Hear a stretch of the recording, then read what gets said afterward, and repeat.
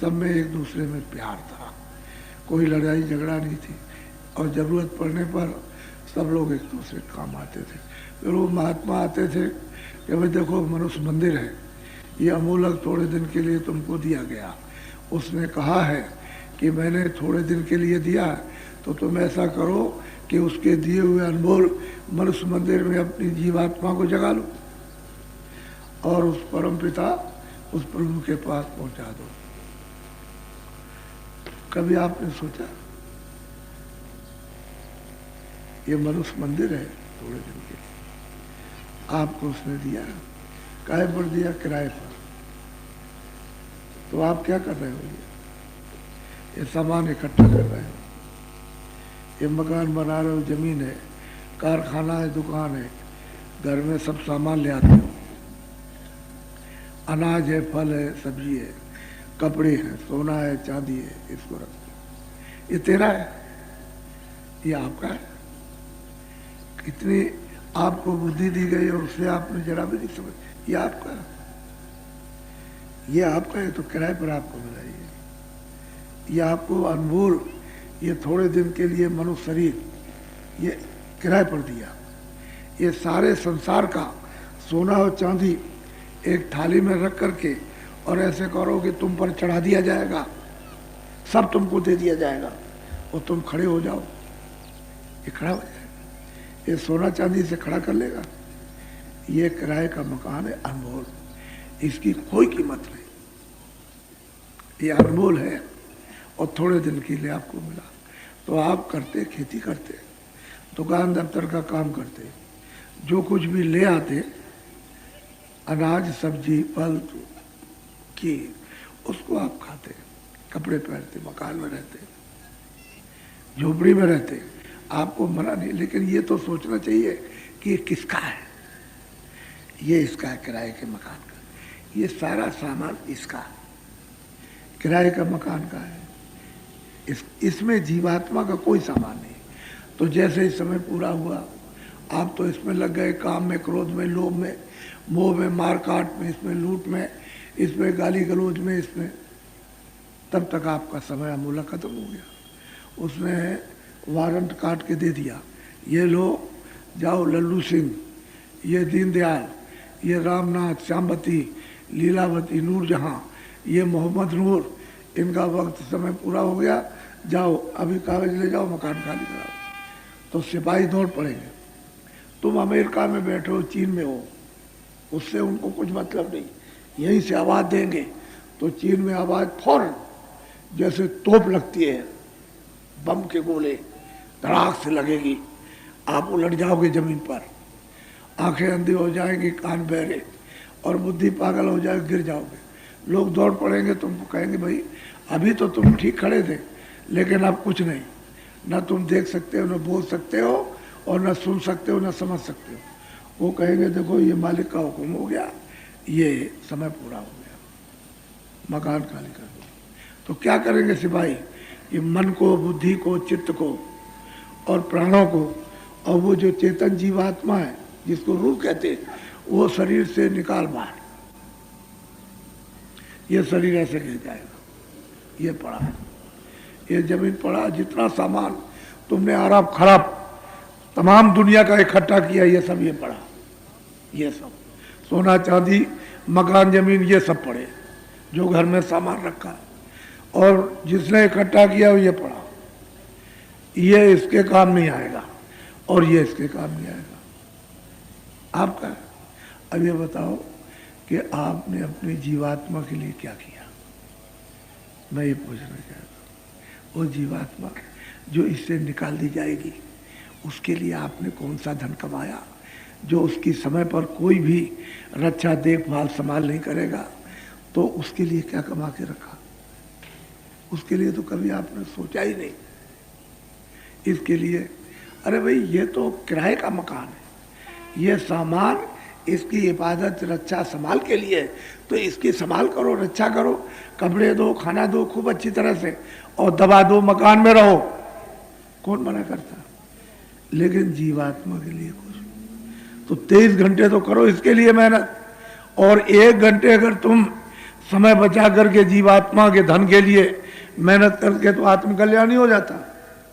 ये जीवात्मा भवसागर रूपी नदी से पार उतर जाती तो वे जलमती मरती। तेरा देश है, कहते मेरा राज है, ये मेरा पूरा गांव है, ये सब ये तो इसी में लगे रहे आप तब तक समय पूरा उनका निकलो, चलो निकाल बाहर कर दिया, अब तुम्हारा गांव है। तो बच्चा कहेगा मेरा, उसका भी समय होगा, चलो निकलो। अरे आपका घर गांव है, खेती परदेश में, दूसरे देश में आप अपनी चीजें मान रहे हो दूसरे की और कहते हो कि मेरा घर है। जब घर तुम्हारा तो तुमने क्यों छोड़ दिया, क्यों इससे निकल के चले गए? तो आपको पता भी नहीं कहाँ गए, कुछ नहीं मालूम, इसलिए तुमने अपने घर को छोड़ा।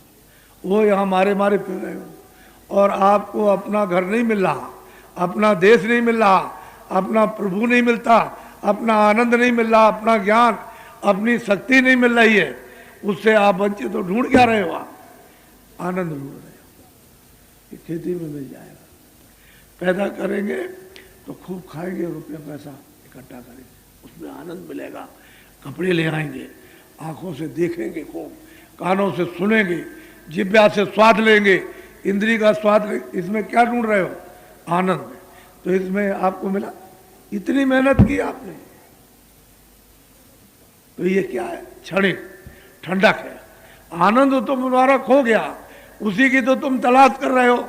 जिस आनंद को छोड़ करके आए हुए हो उसी को ढूंढ रहे हो कि राजपाट में, धन दौलत में, इसमें सुंदरता में, इसमें उसमें कहीं मिल जाए तो सब छोटे बड़े उसी की तलाश कर रहे और दो रहे। जब राज में चले गए तो कुछ नहीं, इसमें चले आए धन दौलत में तो उसमें कुछ नहीं, इसमें कुछ नहीं, कुछ है नहीं, इसमें नहीं है बच्चा।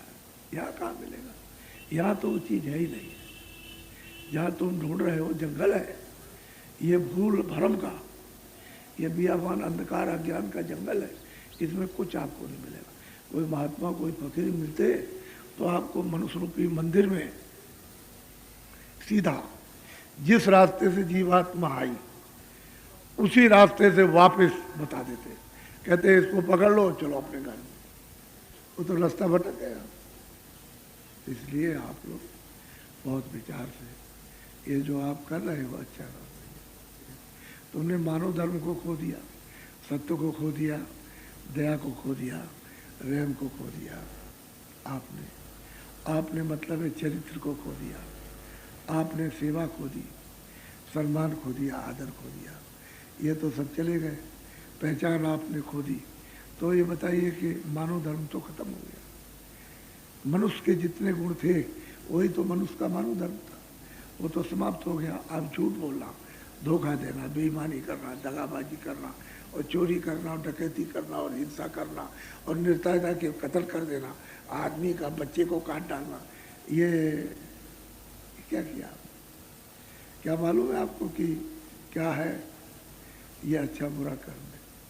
रामायण में लिखा है तुम्हारे यहाँ कि मैं उन सबका हिसाब करता हूँ, काल रूप होकर के खड़क लेता हूँ और उसका बदला लेता हूँ। तो आप ये अदले बदले देना पड़ेगा। ये तो कर्म का कर्जा है। जैसे किसी से बाहर से यानी कर्जा लेते हो बैंकों से तो उसका ब्याज देना पड़ता। तो ये कर्म का कर्जा है, जिसको मारा, काटा, नाक काटी, कान, हाथ, पैर, ये चीज़ दिया, गला काट डाला, तो कर्म का कर्जा है, मैं ब्याज के आपको देना पड़ेगा। तो फिर वो आपसे बदला लेगा। फिर आपको ये मनुष्य शरीर मिलेगा। सतयुग, त्रेता, द्वापर, कलयुग कितने बीत जाएंगे अनगिनते, ये मनुष्य शरीर आपको प्राप्त नहीं होगा। ये तो आपकी बात तुमको अमूलक मनुष्य शरीर इस जीवात्मा को जगाने के लिए और उस परमपिता परमात्मा को मनुष्य रूपी मंदिर में प्राप्त करने के लिए आपको दिया गया और आपने इसमें कुछ नहीं किया। तो मेरी बात को सुनो आप बड़े ध्यान से। ये जो आप देखते हो कि शरीर में किधर आँख है, किधर है, ये आँख देखते हो। अगर ये तुम्हारी आँख बंद हो जाए, ये कान तुम सुनते हो तुम्हारे बंद हो जाए तो सुनाई दिखाई देगा? नहीं देगा। तो फिर सब ऐसी बात समझ लो। इसी चीज़ को इसी चीज को समझने की जरूरत थी। जब तुम ऊपर से इन्हीं रास्ते से भेजे गए थे, तुम्हारी आत्माओं की जमीन यहाँ तो नहीं है, ये तो जमीन शरीर की है। ये जो शरीर है ये पशुओं का, मनुष्य का, परिंदों का, ये कीड़ों का ये शरीर, उसकी ये जमीन है, और तुम्हारा सबका आसमान का। लेकिन जो जीवात्मा तुम्हारे अंदर बैठी है, बंद है, उसकी जमीन ऊपर है और आसमान नीचे है। जमीन ऊपर है, आसमान नीचे नीचे है। ये जीवात्माओं की जमीन नहीं है। वो तो बहुत सुंदर जमीन, बहुत खूबसूरत जमीन, बहुत आनंदित जमीन है, बहुत शक्ति ज्ञान की जमीन है। ये क्या, ये तो मतलब ही है। आप देख लो इसको, ये शरीर की है, जड़ की। शरीर क्या है, जड़ है, लेकिन चलता फिरता क्यों है? इसमें चेतन जीवात्मा जो भगवान का अंश है वो इसमें बैठा हुआ। तो अब ये बताओ, तुमने कभी ये सुना? बड़े बड़े डॉक्टर, बड़े बड़े वैज्ञानिक भारत में आए, बहुत रिसर्च कर रहे हैं, और उन्होंने रिसर्च किया कि भाई इस शरीर के अंदर कौन रहता।